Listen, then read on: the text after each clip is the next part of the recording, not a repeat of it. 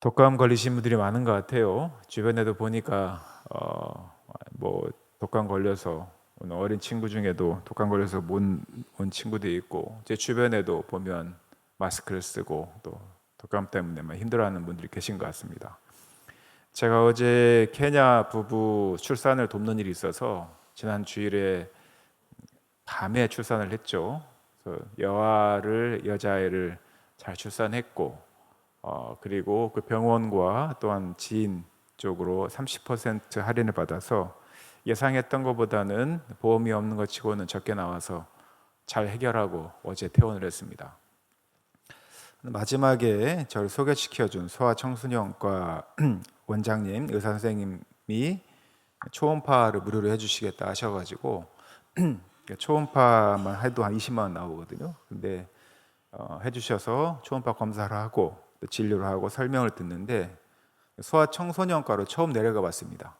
2층은 산부인과고 1층이 소아청소년과예요. 이렇게 애들이 많은지 몰랐습니다. 그 말은 애들이 많아서가 아니라 감기 걸린 애들이 너무 많다는 거죠. 바글바글한 겁니다. 저도 모르게 마스크를 쓰고 있더라고요. 그래서 요즘 특히 어린아이들이 이런 감기에 취약한데, 또 어르신들도 마찬가지고 우리 성도분들도 이런 환절기에 특히 아침과 낮과 저녁에 온도차가 심할 때는 그런 것 같습니다. 우리가 건강한 것도, 또한 건강이 안 좋아졌다고 좋아지는 것도, 또한 아픈 와중에도 우리가 우리의 시선과 우리의 생각을 어떻게 갖느냐에 따라서 자기의 현실에 대한 인식이 다를 수가 있습니다. 제가 이 칼럼에도 감사에 대한 이야기를 썼는데요. 내가 뭐 감사할 게 있어, 감사하는 거 뭐 쥐어짜는 거 아니야, 이렇게 생각할 수 있겠지만 그렇지 않습니다. 감사를 엄청 거대한 거로 생각하기 때문에 쓸 이야기가 없는 것이고요. 그러나 작은 것부터 감사하는 이들은 삶의 태도가 다르다는 것을 우리가 알 수 있습니다. 일주일 남았습니다. 저희가 추수감사절까지 이 감사의 내용에 대해서 우리 함께 나누자고 이야기를 하고 있고, 혹시 여러분들이 아직 참여를 못하시고 계시다면 제 단톡방에 꼭 3개를 안 놓으시려도 좋습니다. 하나라도. 혹시 부끄러워서 못 올리신다 하시더라도 여러분들 일상 가운데서 감사의 내용을 생각하며 하루를 감사로 시작할 수 있었으면 좋겠습니다. 제가 이 감사의 내용 중에 가장 마음에 닿아왔던 감사 제목이 하나가 있어요. 이한성 지사님 올리신 건데, 예배할 수 있었음에 감사합니다, 이렇게 썼습니다. 예배할 수 있었음에 감사하다고 하는 것은 본인이 지금 예배를 참석하지 못하기 때문에 하는 감사죠. 소극적인 감사라고 할 수 있지만 이한성 지사님이 갖고 있는 삶의 태도를 볼 수 있는 한 단면이기도 합니다. 하나님께서 그 이한성 지사님의 아픈 부위를 치유하시고, 또한 이번 주에 화요일날 또 세브란스 병원에 가셔서 항암 치료를 병행할 것인지, 또 여러 가지 검진과 또 의사의 진료에 의해서 다음 절차로 가게 될 텐데, 우리 성도님들께서 기도해 주시고 또 이한성 지사님께서 믿음으로 이 일들을 잘 이겨낼 거라고 믿습니다. 저희가 오늘 설교 제목이 나는 왜 믿는가입니다. 이 질문은 우리가 끊임없이 하죠. 여러분들이 신앙 고백을 할 때 사실 첫 시작이 이렇게 됩니다. 나는 믿습니다. 저는 믿습니다. 그리고 무엇을 믿는지, 누구를 믿는지, 왜 믿는지에 대한 그런 고백들이 쭉 이어지는 것을 우리는 신앙 고백이라고 하죠. 대표적인 것이 우리가 잘 아는 신앙 고백에 사도신경이 있고요. 또한 많은 신앙 고백서들이 그러한 내용들을 다루고 있고, 그리고 우리가 어떠한 존재가 되어야 하는지에 대한 그런 결론까지 가게 됩니다. 그래서 우리는 오랜 세월 동안 내가 믿습니다라는 고백을 하고 살아오는 것이죠. 그리스도인들은 믿는 것이 무엇인지를 증명하며 살아갑니다. 그리고 믿습니다라는 고백을 익숙하게 합니다. 여러분들도 당연히 예배를 드리기 전에 내가 믿는 하나님, 제가 예수 그리스도를 믿습니다, 하나님이란 믿습니다라고 하는 신앙 고백으로 여러분들은 예배를 시작하셔야 됩니다. 그래야 여러분들의 마음 문이 열리고 말씀이 들어오고 성령이 임하시는 자리가 생기는 거거든요. 여러분들이 믿음이 없이, 믿는다는 고백이 없이 예배를, 기도를, 찬양을 드릴 수가 없습니다. 또 그렇게 하셔서는 안 됩니다. 그 일들을 위해서 우리가 일상에서 잘 찾지 못한다고 하면 우리가 오늘처럼 매 주일마다 예배를 참석하고 또 찬송을 부르고 또 기도를 하면서 내가 믿는 게 무엇인지에 대해서 끊임없이 질문을 던져봅니다. 여러분들 다시 한번 질문을 던져볼까요? 오늘 설교 제목 같이 한번 입술로 한번 고백해 보겠습니다. 시작. 나는 왜 믿는가? 여러분들은 끊임없이 질문을 하셔야 됩니다. 이 질문은요, 단순한 호기심이 아닙니다. 그리스도인들에게 이 질문은 단순한 호기심이 아니라 우리의 신앙의 근본을 다시 묻는 물음입니다. 내 신앙의 근본이 무엇일까? 확인하는 것이죠. 여러분들이 처음 어떻게 신앙생활을 시작하셨는지 모르겠습니다. 누군가의 전도로 또 부모의 손에 이끌려서 또 청년 시절에는 내가 그래 좀 좋은 사람이 되고 싶어서 또는 어떤 자매, 어떤 형제에 끌려서 내 또래 친구들이 있어서 이런 여러 가지 이유로 여러분들이 신앙생활을 시작하고 또한 첫 발을 내디뎠을 수 있습니다. 어떻게든 여러분들은 이 공동체 안에 또한 그리스도 안에 들어왔고 또한 믿기 시작을 했습니다. 그런데 시간이 지날수록 우리는 이 질문을 또 합니다. 그러면 이 질문을 하는 내 자신을 보면서 그러면 내 믿음이 여전히 불안하고 불안정하고 불확실한 것은 아닐까라는 이야기를 합니다. 그런 생각을 하게 되죠. 왜 할까요? 그 이유는 우리의 믿음에 비해서 현실의 무게가 점점 더 무거워지기 때문입니다. 제가 어릴 때는 철부지처럼 살 수 있었던 이유는 제 위에는 부모님밖에 안 계시기 때문입니다. 제가 부모를 책임지지 않고 오히려 부모가 저를 책임져 주셨죠. 어떤 삶들을 살아가는 데 있어서 많은 것들 공급해 주고 어떤 일이 발생해 주면 옆에 와서 책임을 져주고 보증을 서주고 잘 나아갈 수 있는 방향을 설정해 주었습니다. 그런데 제가 이제 청년이 되고 결혼을 하고 아이를 낳으니까 이제 위아래로 샌드위치가 되는 거예요. 예를 들어서 명절날 옛날에는 세뱃돈을 받다가 결혼해서 애를 낳으니까 부모님도 드려야 되고 아이도 줘야 되고 또 우리 부모만 드리는 게 아니라 친정부모도 드려야 되고 처가도 드려야 되고 이게 막 이렇게 있는 거예요. 과거에 생각하지 못했던 일이죠. 이러한 것들이 실제로 점점 더 가중되어진 현실의 무게입니다. 제가 아주 단편적인 예를 든 거예요. 그러나 우리의 삶의 무게는 건강에도 그렇고 또한 삶의 무게도 그렇고 주변의 상황들도 책임져야 될 소재들도 점점 많아집니다. 현실의 무게가 더해지면 더해질수록 이 믿음대로 사는 게 어렵다는 것을 느끼게 됩니다. 그리고 이 믿음을 설명하기 더 어려운 거예요. 내가 제대로 정말 믿고 살아가고 있는지, 그리고 이 믿음의 신비를 어떻게 설명할지 모르겠다는 생각이 듭니다. 여러분들 실제로 우리가 누군가를 전도하거나 또 성경 공부를 통해서 신앙이 무엇인지, 믿음이 무엇인지, 복음이 무엇인지를 설명을 합니다. 근데 이 설명으로는 그 사람의 믿음을 조금은 단단하게 할 수 있지 모르겠지만 절대적으로 무언가를 바꾸기는 어렵습니다. 믿음은 설명이 아니라는 거죠. 믿음은 설명이 아니라 사실은 신비이자 결단이라고 할 수 있는 겁니다. 믿음의 영역은 우리에게 좀 다른 부분이라는 것이죠. 믿음은 감정이 아닙니다. 내가 뭔가를 믿어봐야겠다. 나의 감정적인 어떤 탄성이 우리가 믿음으로 자리 잡는 것이 아니라 성경에서 말하는 믿음은 하나님께 내 자신을 맡기는 그런 신뢰의 행위입니다. 기독교에서의 믿음은 그런 것입니다. 내가 열심히 도를 찾고 또는 어떤 신비를 찾아서 막 열심히 구도라고 하죠. 물론 우리가 구도의 자세로 삶을 살아가야 하지만 내가 구도를 통해서 발견한 무엇인가가 아니라 기독교의 복음은, 기독교의 믿음은 하나님께 내 자신을 맡기는 행위입니다. 그것은 오늘 본문에서 어떻게 이야기하냐면 믿음은 바라는 것들의 실상이며 보이지 않는 것들의 증거라고 하는 애매한 말을 우리에게 하는 거예요. 근데 이 말씀이 이해가 돼야 됩니다.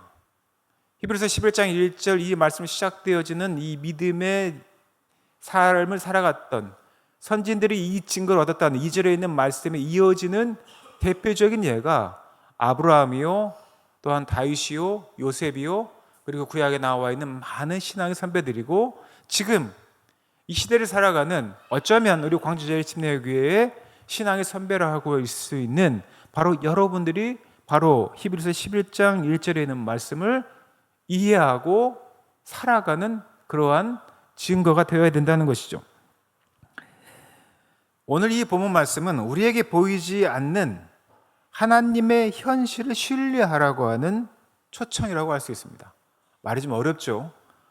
보이지 않는 하나님을 우리 현실 가운데 증거해야 된다는 거예요. 이게 얼마나 어렵습니까? 칼 바르트라고 하는 분이 계십니다. 아주 유명한 신학자인데요. 신정통주의 철학을 했던 그런 독일의 철학자입니다. 이 칼 바르트라는 분이 이런 말을 했습니다. 믿음이란 하나님의 자기 계시 안에서 인간이 응답하는 행위다. 이렇게 되게 어려운 말을 했어요. 하나님의 자기 계시라는 말이 무슨 말이냐 하면, 믿음이란 하나님께서 자신을 드러내어서 인간들이 자기를 발견하고 그리고 응답하도록 하게 했던 행위라는 거예요.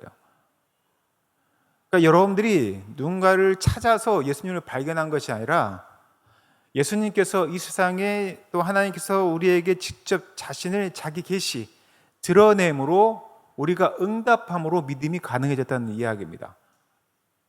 그래서 우리가 하나님과 이 기독교가 가지고 있는 이 신앙의 독특한 점이 뭐냐면, 보통 대부분의 신앙은 내가 열심히 어떤 행위나 구도 행위나 믿음의 행위를 통해서 하나님께 다가가는 방법이라고 한다면, 기독교는 하나님께서 우리에게 다가오셨고 우리가 그 하나님께서 우리에게 보여주신 것들을 보고 반응한 것이 믿음의 시작이라는 거예요. 우리가 믿음을 시작할 수 있는 이유가 그거라는 거죠. 우리가 먼저 하나님을 찾았기 때문이 아니라 하나님이 먼저 우리를 부르셨기 때문에 이게 가능했다는 겁니다. 요한복음 15장 16절 말씀 같이 읽어볼까요? 이 말씀 이렇게 되어 있습니다. 함께 읽겠습니다. 시작. 너희가 나를 택한 것이 아니요 내가 너희를 택하여 세웠나니. 이게 바로 기독교가 가지고 있는 특징 중에 하나입니다. 정말 우리가 열심히 노력해서 뭔가를 찾아낸 것이 아니라 사실은 하나님께서 우리를 택하시고 우리에게 자신을 드러냈으므로 우리가 그분을 보고 우리가 믿음의 결단으로 가게 되었다는 것이 기독교에서 말하는 그 신앙의 본질이라는 것이죠. 믿음은 인간 노력의 산물이 아니라 하나님의 부르심에 우리가 어떻게 응답하느냐 하는 겁니다. 우리가 하나님의 부르심에 응답한 것이죠. 우리가 교회 안에 존재하는 이유도 마찬가지입니다. 우리가 우리에게 왜 교회 공동체 세워주실까요? 이 신앙이라고 하는 것이 나 홀로 신앙이 되어서는 안 된다는 거예요. 하나님께서 자신을 드러내므로 우리가 그 하나님을 보고 응답하게 하신 것처럼 그리스도인들도 교회 공동체 안에서 내가 그리스도인임을 드러내므로 또 다른 이들이 이 하나님을 만나게 하는 그런 역할들을 하게 한다는 겁니다. 자, 그렇다면 현 시대와 지금 1세대, 2세대, 3세대가 서로 연결되어짐도 바로 거기에 있죠. 여러분들 다음 세대 이야기를 많이 합니다.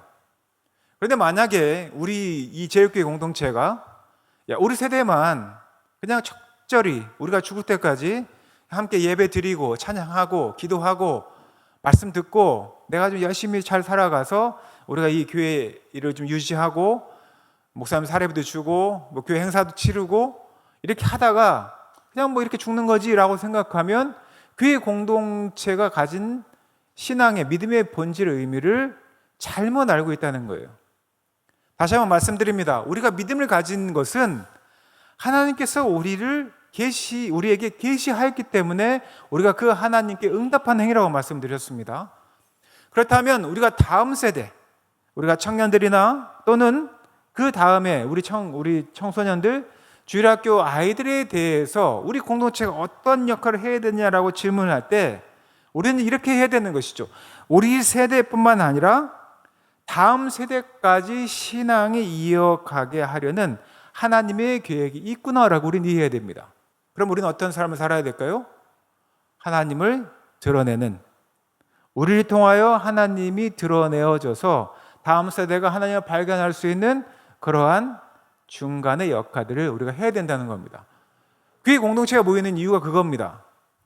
많은 사람들이 홀로 예배를 참석해서 내 신앙만을 진작하고, 그러니까 잘 만들어서 더 성숙하게 만드는 게 목표인 분들이 많아요. 그러려면 혼자서 교회에서 유튜브 틀거나 성경 말씀 보거나 책을 보면 되죠.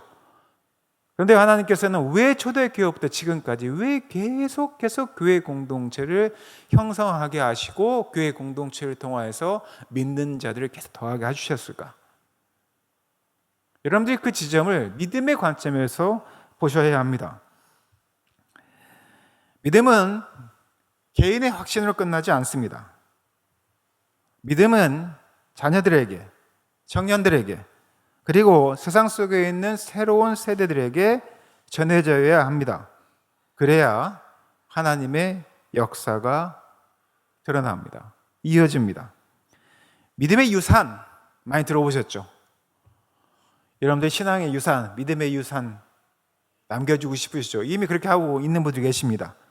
믿음의 유산이라고 하는 것은 우리가 받은 복음을 누구에게? 다음 세대에게 전하는 사명이 바로 믿음의 유산입니다. 사랑하는 제일교회 성도 여러분, 이 시대가 위기라고 하죠. 복음 전하는 일이 정말 어렵습니다. 한국교회의 가장 큰 위기는 많은 예측하는 사람들, 지금 11월, 12월에 가장 많이 열리는 세미나가 2020년도 트렌드, 신앙의 트렌드, 이런 설명들을 하는 세미나가 굉장히 많습니다. 그러면 그 세미나에서 첫 번째로 하는 게 뭐냐면 진단입니다. 한국교회가 얼마나 줄어들었고 또한 전도가 얼마나 어려운지 한국교회들의 여러 가지 지표들을 막 보여주면서 성도수, 헌금, 건물 여러 가지 이렇게 해주고 그에 비해서 신천지나 통일교는 어떤 걸 하고 있고 이런 자료들을 막 보여줍니다. 왜 이러한 이야기들을 계속 하냐면 한국교회의 가장 큰 위기가, 가장 심각한 위기가 믿음의 유산이 단절됐다는 겁니다. 다음 세대로 이어지는 믿음이 단절 현상이 벌어지고 있는 거예요. 우리 세대는 복음을 받았지 않습니까? 여러분들이 그걸 받았기 때문에 지금 예배당에 있는 것이잖아요. 예배를 드리고 있는 거죠. 그런데 우리 세대는 복음을 받았지만 다음 세대가 복음을 체험하지 못하는 거예요. 그 대표적인 얘기가 뭡니까? 교회 학교가 점점 사라지고 있죠.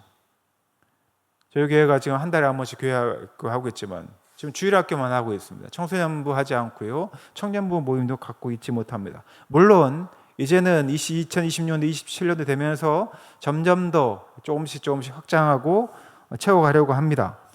교회 학교가 사라지고 청년부가 비어가고 예배당이 점점 조용해지는 현실, 그런 현실에 우리가 또 다른 질문을 하게 되는 거죠. 우리의 믿음은 다음 세대에 무엇을 남기고 있는가? 이것은 오늘 예배를 드리고 있는 여러분들이 스스로에게 해야 되는 질문입니다. 첫 번째는요, 나는 왜 믿는가라는 질문입니다. 그리고 두 번째로 주어지는 질문이 우리의 믿음은 다음 세대에게 무엇을 남기고 있는가? 이렇게 질문해야 된다는 것이죠. 저는 믿음은 정확하게 이야기하면 전수하는 것이 아니라 전염해야 된다라고 생각합니다. 전수는 뭔가 자꾸 가르치려고 하는 거죠. 우리 신앙은 이랬어, 우리 믿음은 이랬어, 우리는 이렇게 살아왔어, 내가 믿는 하나님은 이거야라고 계속 설명하고 가르치려고 하겠죠. 물론 이것이 나쁘다는 이야기는 아닙니다. 그것이 갖고 있는 장점도 있겠죠. 그러나 전염이라고 표현한 것은 사실은 믿음은 가르침보다도 더 강한 것이 있습니다. 이게 뭘까요? 삶으로 드러내는 것이죠. 살아내는 겁니다. 나의 부모가 기도의 삶을, 예배의 삶을, 찬양의 삶을, 성령의 9가지의 열매를 맺는 삶들을 살아가는 것을 본 자녀들은 그 삶을 통해서 믿음을 체험하게 됩니다. 그렇게 자연스럽게 믿음의 유산이 자녀들에게, 청년들에게, 이 시대의 MZ세대들에게 전해지는 것이죠. MZ세대들이 종교에, 기독교에 관심이 없는 이유는 기독교인들이 그 믿음대로 살아가지 못하기 때문입니다. 여러분들은 한번 이 세상에 가장 주목을 받는 인물들을 보십시오. 정치인들을 보면 여러분들이 잘 아는 것처럼 어떤 정치인들은 어느 교회의 장로요, 어느 교회의 안수집사요, 어떤 사람들인데 불의를 아무렇지도 않게 저지르는 모습을 봅니다. 우리는 살다 보면 그럴 수도 있지라고 말할 수 있겠지만 진리를 찾거나 생명을 찾는 젊은이들 볼 때는 기독교에는 진리가 없어라고 생각합니다. 저도 기독교는 타락한 종교야라고 선판단하게 되어 있다는 거예요. 내가 그리스도인이라고 하면서 그 삶대로 살아가지 못하기 때문입니다. 가르침보다 더 강한 것이 있습니다. 그것은 삶으로 보여주는 믿음의 본입니다. 다음 세대라고 하는 이들, 우리가 지금으로 말하면 MZ세대들, 청소년들, 주일학교 아이들은 사실은 설교보다도 진실한 관계를 원합니다. 저는 매주 이렇게 설교를 하고 또 새벽에 새벽 목상을 보내고 또 칼럼을 보냅니다. 근데 목사는 제가 말로만 하는 가르치는 이 설교에 능통한데 삶으로 살아가지 못하고 열매를 맺지 못하면 여러분들이 제 설교를 신뢰할까요? 그렇지 못하겠죠.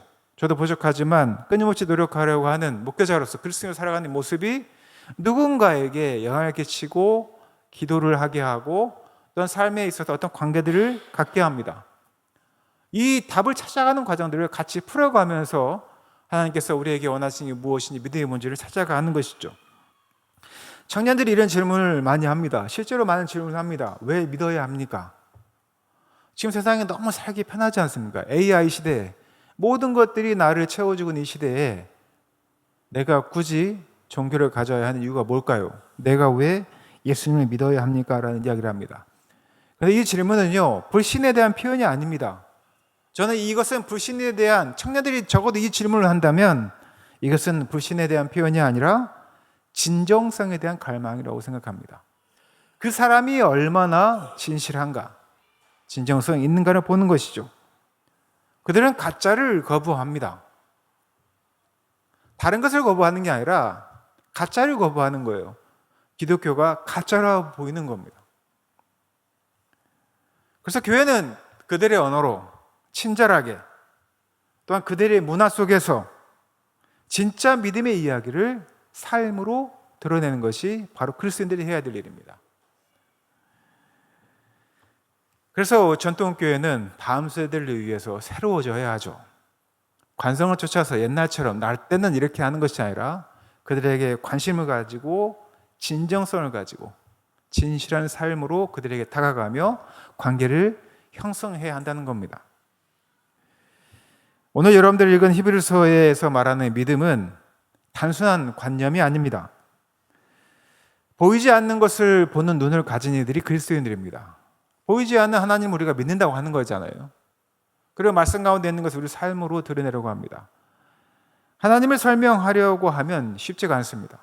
그런데 아브라함은 보이지 않는 땅을 향해서 떠났고요. 모세는 보이지 않는 하나님을 두려워했습니다.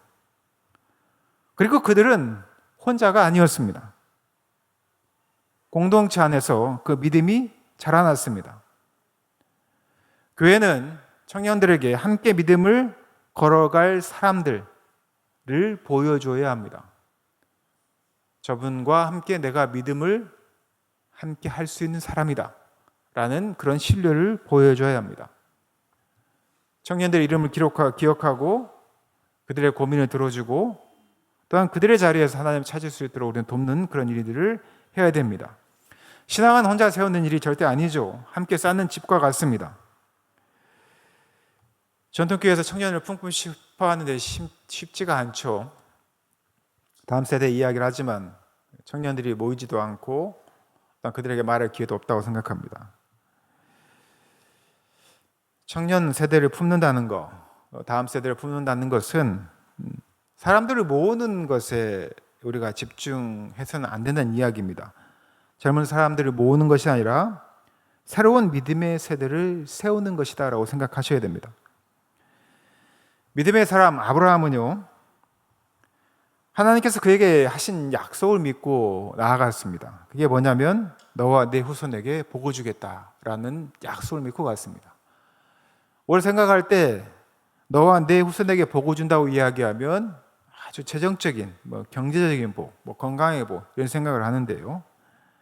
그러나 저는 믿음은 또 하나님께 주시는 이 복은 저는 이런 거라고 생각합니다. 세대와 세대 간의 이야기가 있는 것.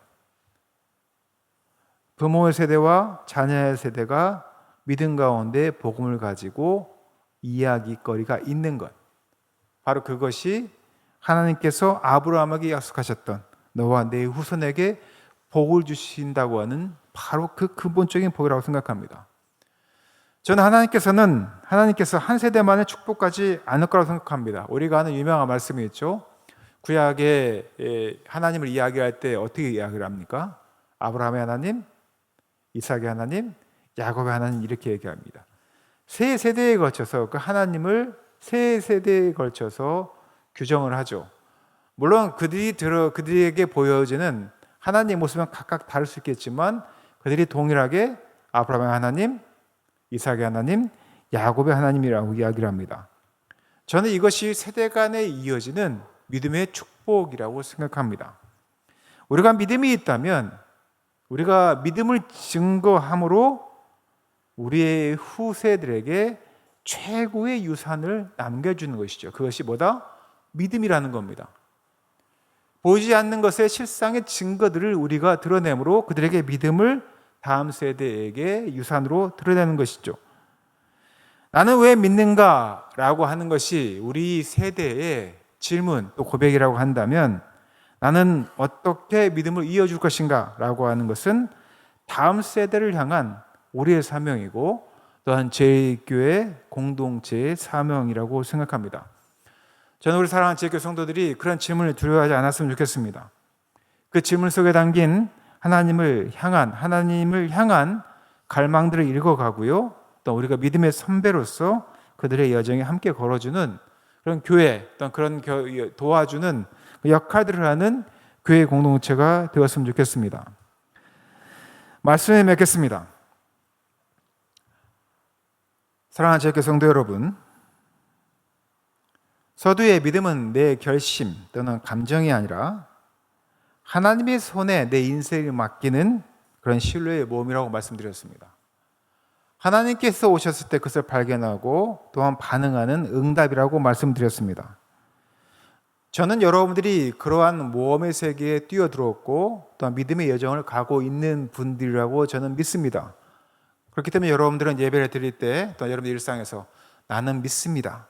나는 하나님을 믿습니다. 나는 주님을 믿습니다. 또한 나를 보호하시고 보혜사 되신 성령님을 믿습니다라고 하는 신앙 고백을 한다고 믿습니다. 이 모험을 우리 세대에서만 끝내지 않기를 바랍니다. 다음 세대에 이 모험의 불씨, 이 여정의 불씨를 넘겨주시기 바랍니다. 믿음은 설명하기 매우 어렵습니다. 그러나 보여줄 수 있습니다. 사랑하는 제1교회 성도 여러분, 보여주시기 바랍니다. 그들이 교회 안에서 다음 세대가 이후의 세대들이 교회 안에서 진짜 사랑을 보고 예배를 통해서 살아계신 하나님을 경험할 때 그들의 믿음도 우리처럼 흔들리지 않고 다시 서며 자라날 것이라고 믿습니다. 오늘 히브리서의 말씀처럼 보이지 않는 하나님을 신뢰해 오셨던 이 여정들을 계속하여서 하나님을 신뢰하는 모습으로 보여주시고 이 땅에 믿음의 현실을 세워가는 교회, 또한 제1교회 성도들, 또한 그 교회가 바로 우리 제1교회 공동체의 새로운 비전이 되었으면 좋겠습니다.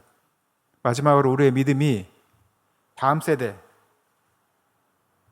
우리 후손들, 청년들, 청소년들, 주일학교에 이어질 때 저는 확언하건대 이 공동체 안에 우리 삶 가운데 하나님 나라가 여전히 살아 움직일 것이라고 믿습니다. 사랑하는 제1교회 성도 여러분, 2025년 벌써 11월이 되었습니다.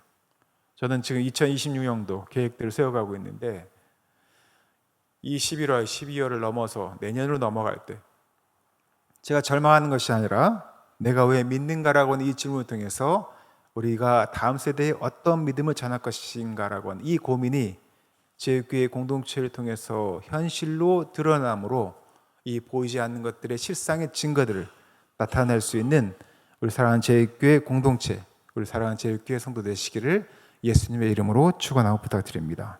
함께 기도하겠습니다.